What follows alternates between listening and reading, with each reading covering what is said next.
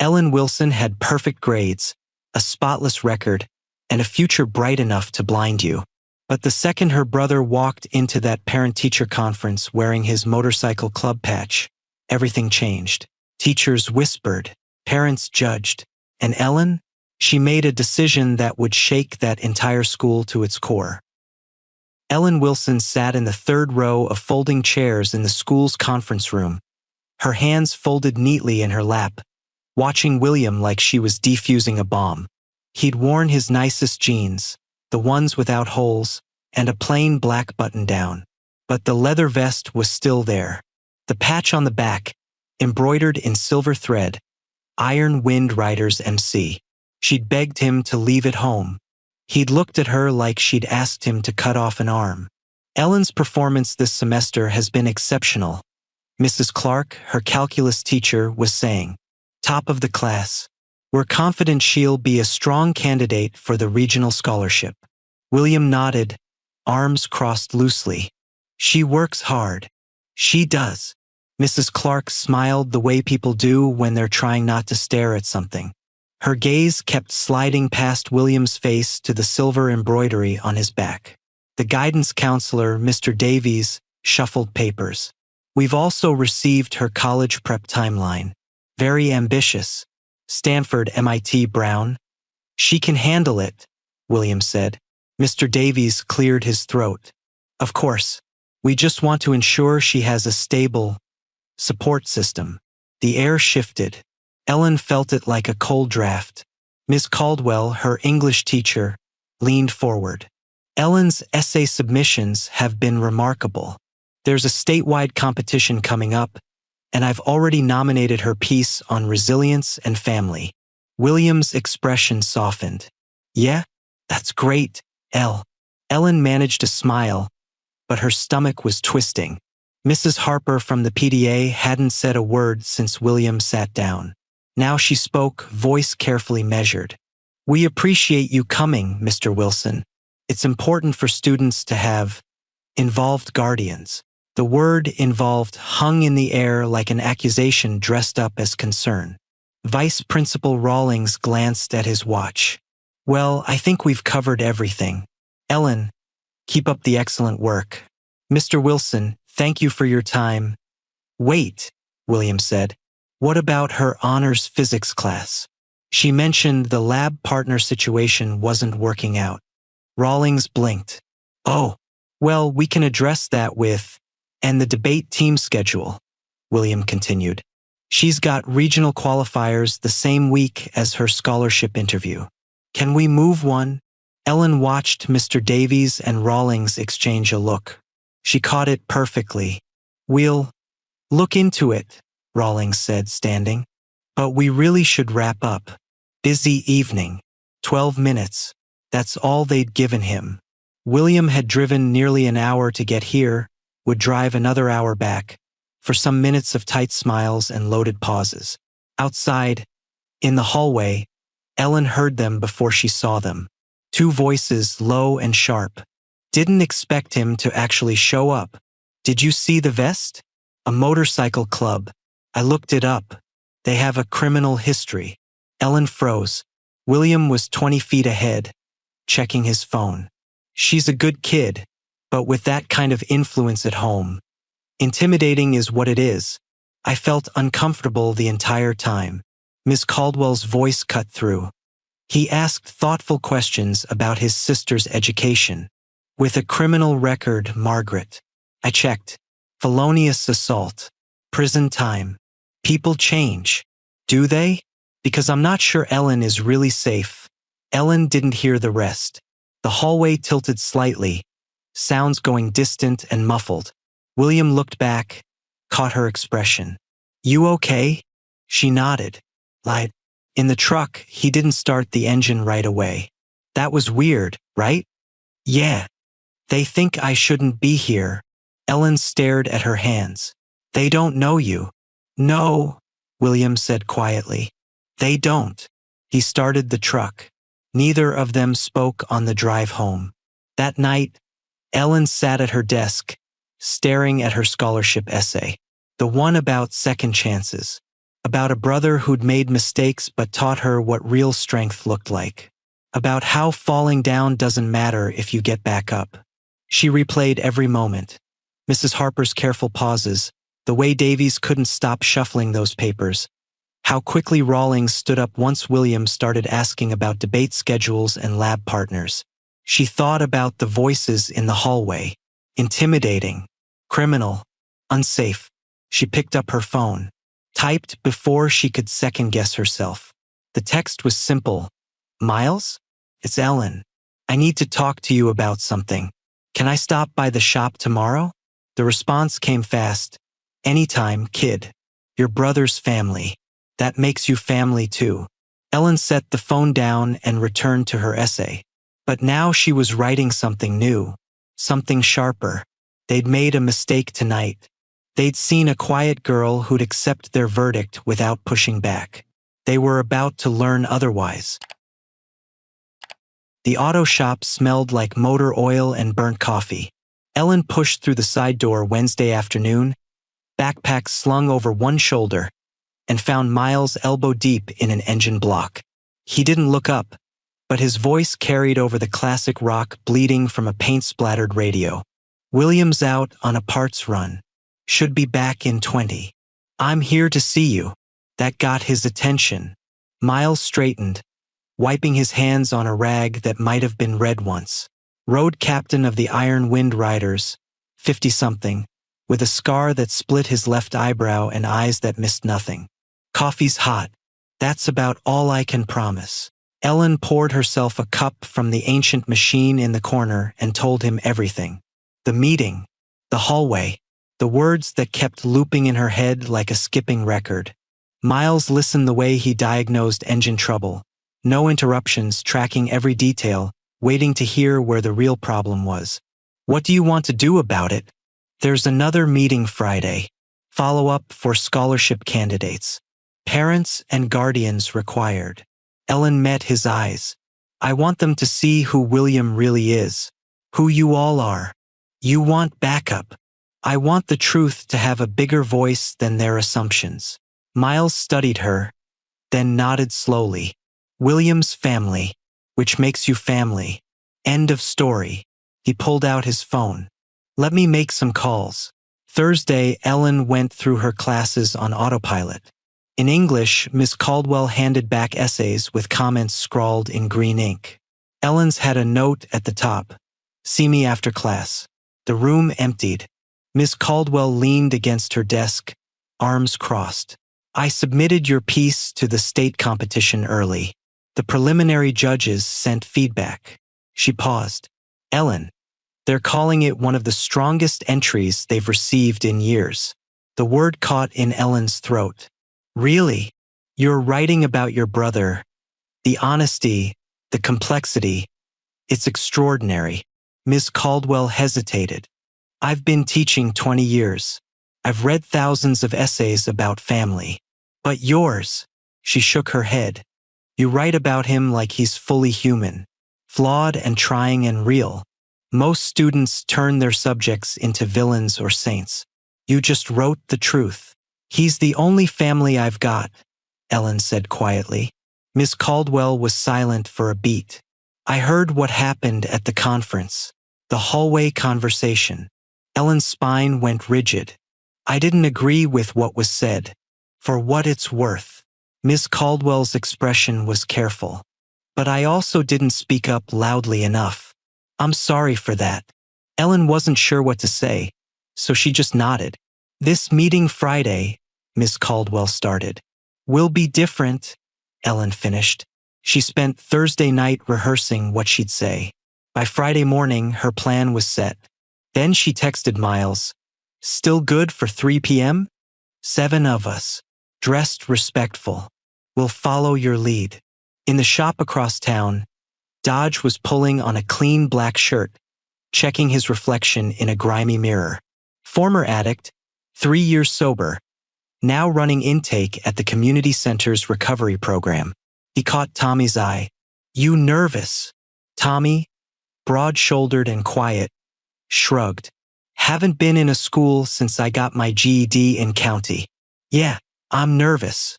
Ray was in the corner, showing Miles a photo on his phone. This was last week. Supervised visit with my daughter. Judge says if I stay clean another 6 months, I get weekends. You'll get there, Miles said. William arrived last, confused. What's everyone doing here? I thought we had a ride this afternoon. Miles looked at him. Change of plans. Your sister needs us. For what? Parent-teacher conference. We're going as your backup. William's face went carefully blank. She didn't tell me, because you would have said no. Miles's voice was firm but not unkind. She's fighting for you, brother. Least we can do is stand with her.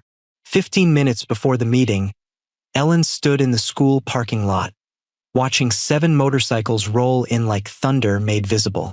They parked in a neat line. The riders dismounted, checking patches, straightening vests. William walked up to her first. Don't, she said. Don't tell me I shouldn't have done this. Don't tell me it's too much. His jaw worked. They're going to talk. Let them. Ellen's voice didn't shake.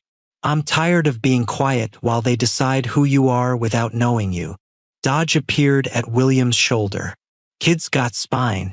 Wonder where she learned that. Tommy smiled, rare and genuine. We doing this or what? Ellen turned toward the school entrance. Through the glass doors, she could see staff setting up chairs in the gym. Mrs. Harper was already there, arranging name tags. Mr. Rawlings was checking his clipboard. Ms. Caldwell stood near the back, watching the parking lot. When she saw the motorcycles, her expression shifted. Not fear, but something like recognition. Coach Berman, the Vietnam vet who taught PE and rarely spoke to anyone, was suddenly at the window too. His eyes tracked the group with the stillness of someone who'd learned to assess situations quickly. Ellen took a breath. Okay, let's go. 7 patched members of the Iron Wind Riders walked toward the school behind a 15-year-old girl with perfect grades and a point to prove. Inside, someone dropped a clipboard.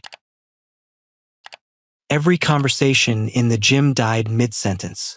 The only sound was shoe leather on waxed floor. Ellen walked in first, chin up, and the bikers followed like a wave of leather and purpose. They took seats along the back wall, hands folded, spines straight. Waiting. Mrs. Harper's hand went to her throat. Rawlings's face did something complicated. Confusion bleeding into alarm, bleeding into barely controlled panic. Parents who'd been chatting turned to stare. Miss Wilson, Rawlings said, voice strained. This meeting is for students and their immediate guardians only. William's my guardian, Ellen said clearly. They're with him. This is highly irregular. They're not here to disrupt anything. Ellen's voice carried across the gym. They're here because last week, this school judged my brother based on what he looks like instead of who he is. So I brought people who actually know him. Miss Caldwell, seated with the other faculty members, leaned forward slightly. Coach Berman, arms crossed in the corner, didn't move but his eyes sharpened with interest. Rawlings opened his mouth, closed it. We can't simply let them stay. Coach Behrman's voice cut through like a blade. I want to hear what they have to say. The vice principal looked trapped. Around the room, other parents shifted uncomfortably. Someone's phone buzzed. Nobody moved to silence it. William stood slowly. The room tensed. A mother in the 3rd row pulled her daughter closer. Someone's phone buzzed and nobody moved to silence it. He walked to the front, facing the staff and parents, and when he spoke his voice was level. Calm. My name's William Wilson. I'm 28. I've been Ellen's guardian since she was 9, when our parents couldn't take care of her anymore. He paused. 6 years ago, I made a choice that cost me 3 years of my life. I got into a fight outside a bar. It went too far. Man ended up in the hospital, and I ended up in prison for felonious assault. Someone gasped. Mrs. Harper's face went white. I'm not here to make excuses, William continued. I did the time. I deserved it.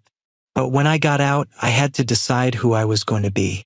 The Iron Wind Riders gave me work when nobody else would. They gave me a community that held me accountable. And they helped me become the kind of man my sister could be proud of. He looked at Ellen. She's the best thing in my life. Straight A student. Class president. Writing essays that make grown adults cry. And last week, I heard staff members call me intimidating. Heard them question if she was safe with me. His voice cracked slightly. That kid has every reason to give up on me. But she hasn't. Maybe it's time you follow her lead. The gym went still. Then Dodge stood. He moved to the front, hands in pockets, and addressed the room like he was running group therapy. Name's Dodge. I'm a former addict.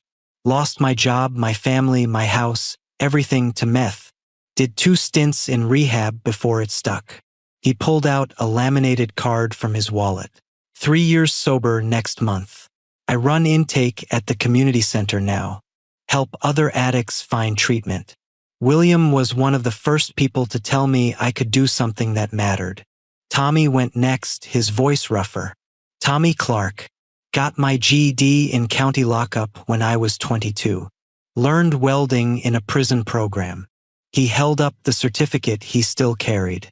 Now I teach it to kids who remind me of who I was. Kids the system's already writing off. William helps me run the shop classes on weekends. Ray stepped forward, pulling out his phone. The photo showed a little girl with braids, maybe 7, grinning at the camera. My daughter Mia.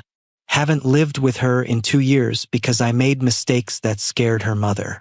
I'm fighting for custody, staying clean, doing everything the court asks. His voice wavered. William's been teaching me how to be the dad she deserves, how to rebuild trust one day at a time. Miles introduced himself next.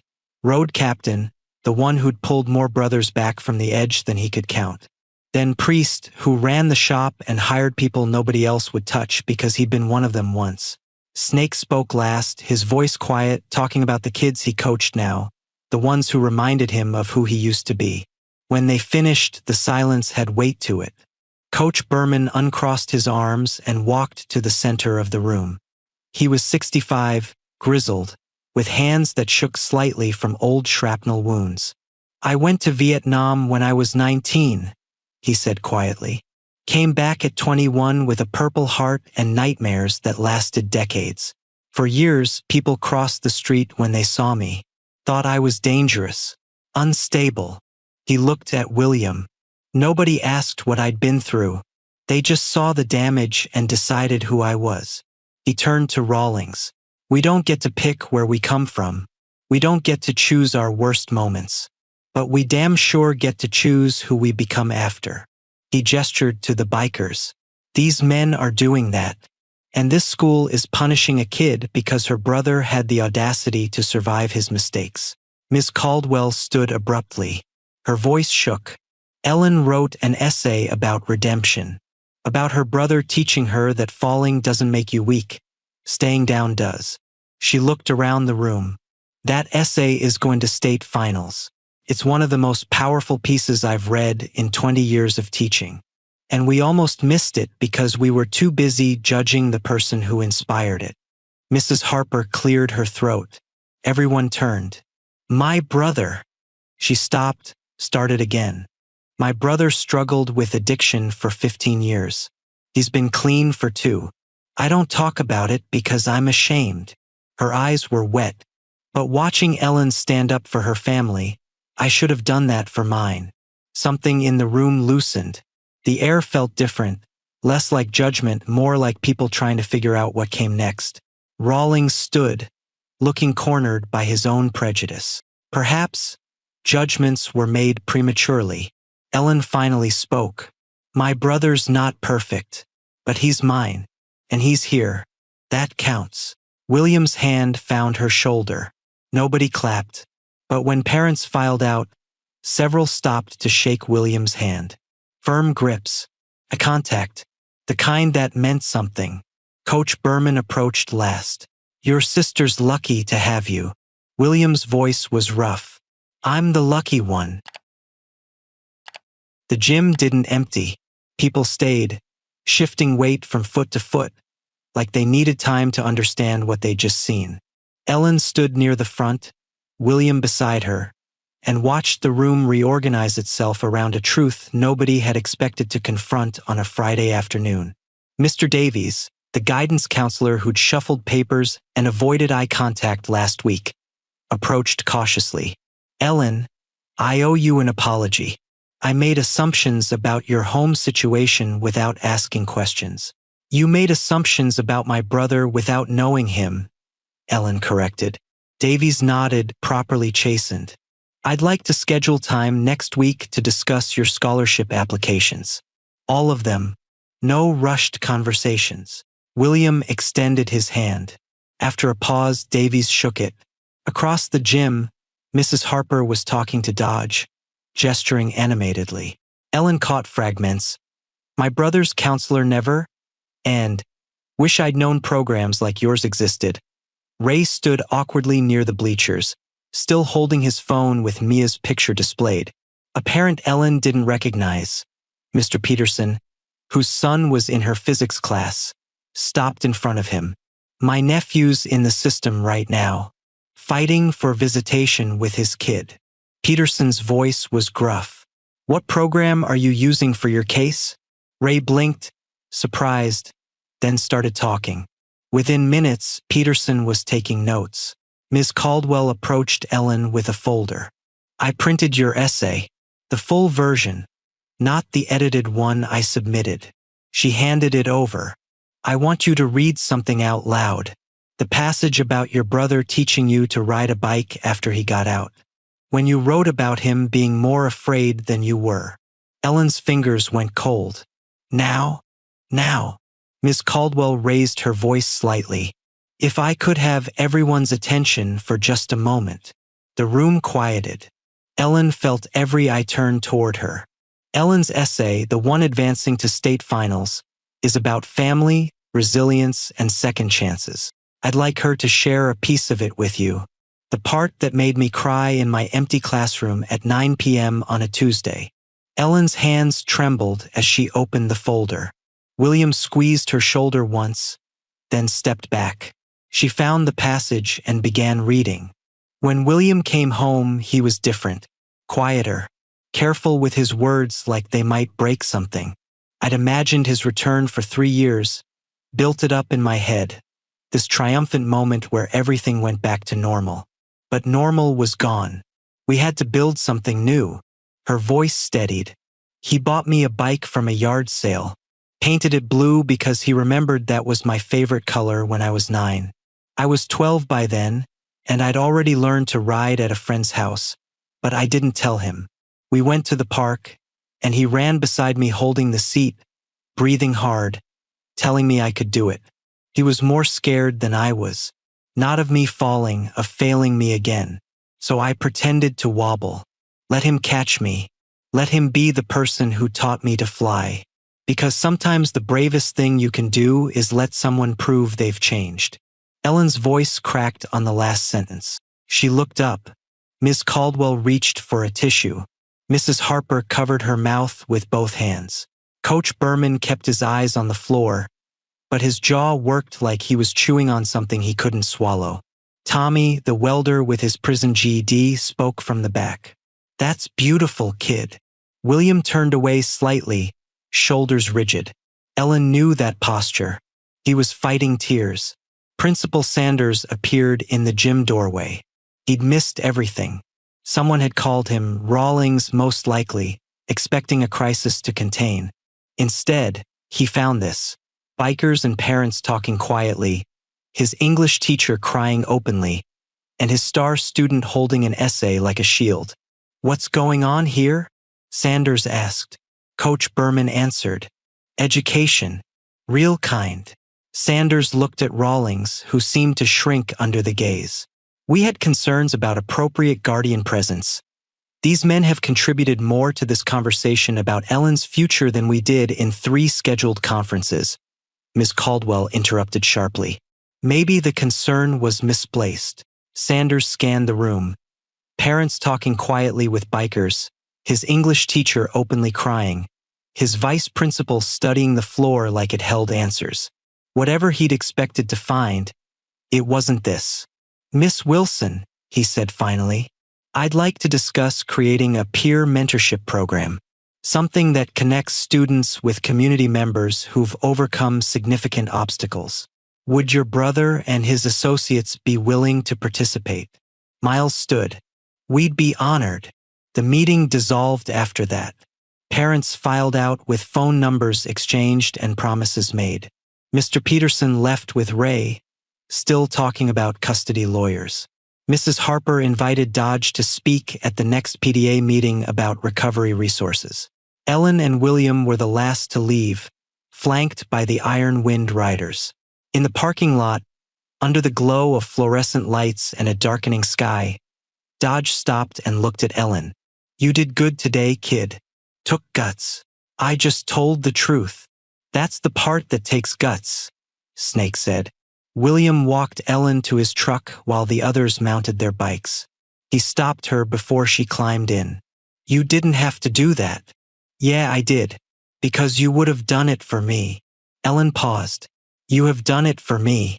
Every single day." His voice came out rough, breaking on the last word. "I'm sorry you had to fight for me." "I'm not." She met his eyes. "You taught me to stand up.